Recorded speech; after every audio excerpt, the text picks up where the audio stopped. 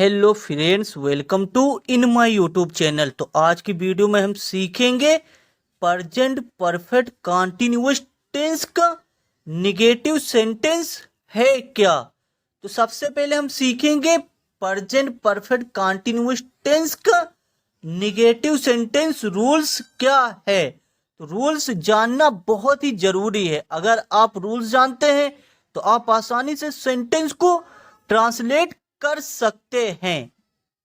तो आओ सीखे रूल्स। तो रूल्स है, सबसे पहले इसमें हमें क्या लिखना है, सबसे पहले लिखना सब्जेक्ट। तो सबसे पहले हमें लिखना सब्जेक्ट और सब्जेक्ट के बाद हमें हेल्पिंग वर्ब लिखना है। तो हेल्पिंग वर्ब या तो हम हैज लिखेंगे या तो हैव लिखेंगे। तो सबसे पहले सब्जेक्ट और दूसरे नंबर पर हमें हेल्पिंग वर्ब लिखना हैज या हैव, और तीसरे नंबर पर हमें लिखना है नॉट। तो तीसरे नंबर पर हमें नॉट लिखना है और नॉट के बाद हमें बीन लिखना है।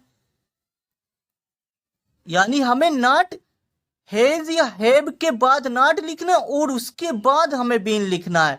उसके बाद वर्ब में आईएनजी, उसके बाद ऑब्जेक्ट। वर्ब में आईएनजी, उसके बाद ऑब्जेक्ट। ऑब्जेक्ट के बाद हम टाइम लिखेंगे, फॉर का प्रयोग करेंगे और सिंस का प्रयोग करेंगे। तो रूल्स क्या है, सब्जेक्ट, उसके बाद हेल्पिंग वर्ब, उसके बाद नॉट, उसके बाद बीन, उसके बाद वर्ब में आईएनजी प्लस ऑब्जेक्ट, टाइम के लिए फॉर और सिंस का प्रयोग करेंगे। तो इसी रूल से हमें ट्रांसलेशन करना है। अगर आप रूल्स जानते हैं तो आप आसानी से सेंटेंस को ट्रांसलेशन कर सकते हैं। जैसे सचिन 2 साल से किताब नहीं पढ़ रहा है। तो वाक्य क्या है, वाक्य है सचिन 2 साल से किताब नहीं पढ़ रहा है। इस वाक्य के अंत में क्या है, रहा है। इस वाक्य के अंत में रहा है शब्द है और इसमें समय भी है।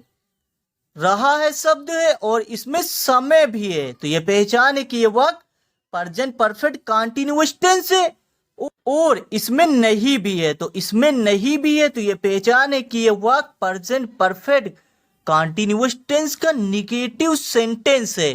तो इस तरह से हमें वाक्य को पहचानना है। तो सबसे पहले हम क्या लिखेंगे, सबसे पहले लिखेंगे सब्जेक्ट। सब्जेक्ट क्या है, सब्जेक्ट है सचिन। तो यहां पर सबसे पहले हम सचिन लिखेंगे ना। तो सचिन सब्जेक्ट है, सचिन। अब सचिन के बाद हम क्या लिखेंगे, हेल्पिंग वर्ब लिखेंगे। तो नेम के साथ हमें हेल्पिंग वर्ब हैज का प्रयोग करना है ना। तो यहां पर सचिन, उसके बाद हम हेल्पिंग वर्ब हैज लिखेंगे और हैज के बाद हमें नॉट लिखना है। तो तीसरे नंबर पर हमें नॉट लिखना है। तो यहां पर हम नॉट लिखेंगे। तो तीसरे नंबर पर नॉट, और नॉट के बाद हमें क्या लिखना है, नॉट के बाद हमें बीन लिखना है। तो यहां पर हम बीन लिखेंगे, बीन। तो नॉट का प्रयोग हमें बीच में करना है, यानी हैज या हैव के बाद हमें नॉट लिखना है और उसके बाद हमें बीन लिखना। और बीन के बाद हम लिखेंगे वर्ब में आईएनजी। तो इसमें वर्ब क्या है, पढ़ना। तो पढ़ना वर्ब है तो हम क्या लिखेंगे, रीड। तो रीडिंग लिखेंगे यहां पर, रीडिंग। रीड में आईएनजी, रीडिंग। अब रीडिंग के बाद हम क्या लिखेंगे, ऑब्जेक्ट। तो ऑब्जेक्ट इसमें क्या है, ऑब्जेक्ट किताब। हम यहाँ पर किताब की इंग्लिश लिख देंगे बुक, BOOK, बुक। और ऑब्जेक्ट के बाद हमें क्या लिखना है, टाइम के लिए फॉर का प्रयोग करेंगे या तो सिंस का। तो यहां पर 2 साल से, तो ये अनिश्चित समय। तो यहां पर हम फॉर का प्रयोग करेंगे। तो यहां पर फॉर,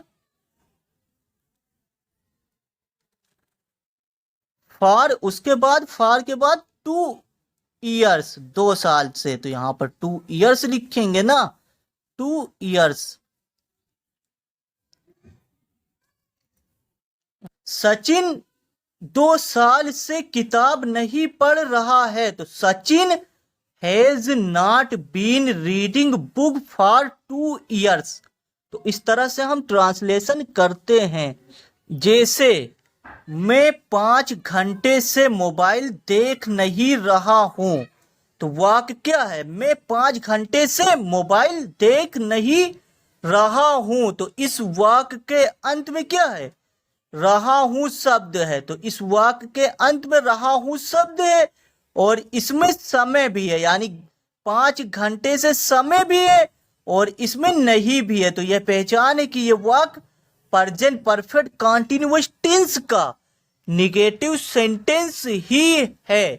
तो इस तरह से हम वाक्य को पहचानते हैं। तो वाक्य को पहचानना सीखिए। अगर आप वाक्य को पहचानना जानते हैं तो आप आसानी से ट्रांसलेट कर सकते हैं। अगर आप वाक्य को पहचान गए तो इसमें करना क्या? सबसे पहले आपको लिखना सब्जेक्ट। सब्जेक्ट इसमें क्या है? सब्जेक्ट है मैं। तो आई सब्जेक्ट है ना, तो सबसे पहले लिखेंगे आई। अब आई के बाद हमें लिखना हेल्पिंग वर्ब। क्या लिखना? Helping verb. तो यहां पर आई के साथ हम हैव का प्रयोग करेंगे, यानी हेल्पिंग वर्ब हैव का प्रयोग करेंगे।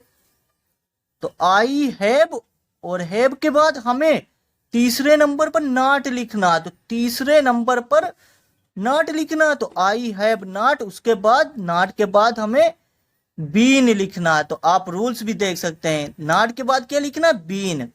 तो यहां पर बीन लिखेंगे। तो I have not been.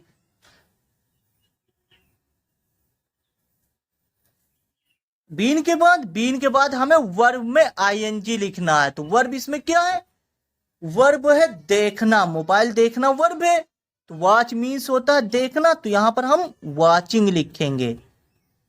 Watch means mobile देखना। तो वॉच में आईएनजी लगा दीजिए। तो वॉचिंग क्या होगा? Watching CHING watching. तो I have not been watching. अब वॉचिंग के बाद हम क्या लिखेंगे? ऑब्जेक्ट। तो ऑब्जेक्ट क्या है? मोबाइल। तो यहां पर हम मोबाइल लिखेंगे ना वर्ब में आईएनजी के बाद। तो यहां पर मोबाइल लिख देंगे MOBILE मोबाइल। मोबाइल क्या हो गया? ऑब्जेक्ट। अब ऑब्जेक्ट के बाद हमें टाइम लिखना है। तो टाइम इसमें क्या है? 5 घंटे से। तो 5 घंटे से यह भी अनिश्चित समय, तब हम फॉर का प्रयोग करेंगे। तो यहां पर हम लिखेंगे फॉर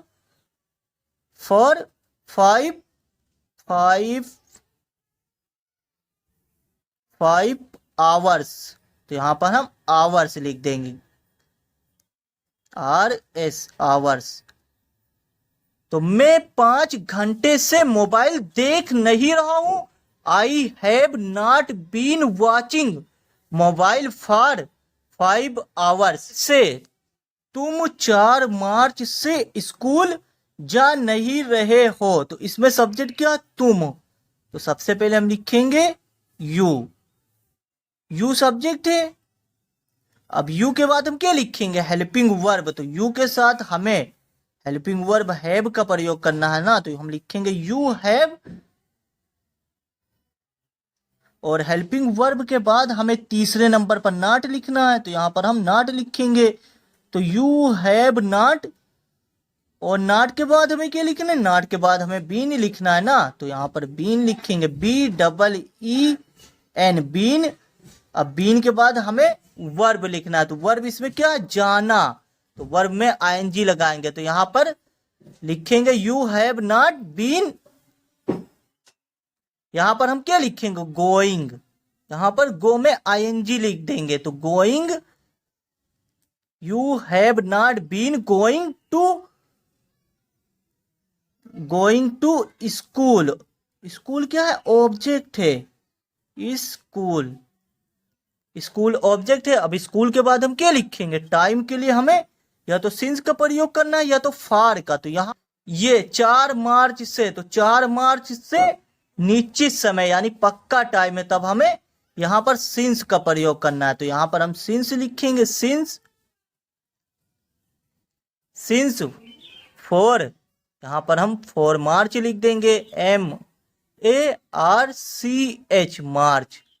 तो तुम 4 मार्च से स्कूल जा नहीं रहे हो। तो you have not been going to school since 4 March. से वे 3 दिनों से काम नहीं कर रहे हैं। तो वे 3 दिनों से काम नहीं कर रहे हैं, इसमें सब्जेक्ट क्या है? सब्जेक्ट है वे। तो हम लिखेंगे सबसे पहले सब्जेक्ट। तो सब्जेक्ट क्या है? वे। तो यहां पर हम दे लिखेंगे और दे के बाद हम क्या लिखेंगे? यानी हैव का प्रयोग करेंगे या हैज का? तो यहां पर हम हेल्पिंग वर्ब हैव का प्रयोग करेंगे। तो दे हैव, उसके बाद हैव के बाद हमें नॉट लिखना, तीसरे नंबर पर नॉट लिखेंगे। तो दे हैव नॉट और नॉट के बाद बीन, चौथे नंबर पर बीन लिखना है। Been, BEEN, been. अब बीन के बाद हम क्या लिखेंगे? वर्ब। तो वर्ब क्या है? काम करना। तो यहां पर हम क्या लिखेंगे? डूइंग लिखेंगे। They have not been doing, उसके बाद ऑब्जेक्ट। ऑब्जेक्ट क्या है? काम। तो काम की इंग्लिश क्या होगी? वर्क। वर्क मीन्स काम, WORK। वर्क मीन्स कार्य। वर्क, वर्क क्या हो गया? ऑब्जेक्ट हो गया। अब उसके बाद हम क्या लिखेंगे? टाइम के लिए या तो सिंस का प्रयोग करेंगे या तो फार का प्रयोग करेंगे। तो 3 दिनों से, ये क्या है? ये है अनिश्चित समय, यानी कच्चा टाइम है। तो अनिश्चित समय के लिए हमें फार का प्रयोग करना है। तो यहां पर हम फार का प्रयोग करेंगे। तो FOR, फोर। अब फोर के बाद हम क्या लिखेंगे? 3 दिनों। तो यहां पर हम 3 डेज लिख देंगे ना। 3 days, 3 days. S. Thanks for watching. तो इस तरह से हमें ट्रांसलेशन करना है। I hope present perfect continuous tense का निगेटिव सेंटेंस आप आसानी से ट्रांसलेशन करना सीख चुके होंगे। तो थैंक्स फॉर वॉचिंग। इंग्लिश सीखने के लिए चैनल को सब्सक्राइब जरूर करें एंड लाइक दिस वीडियो।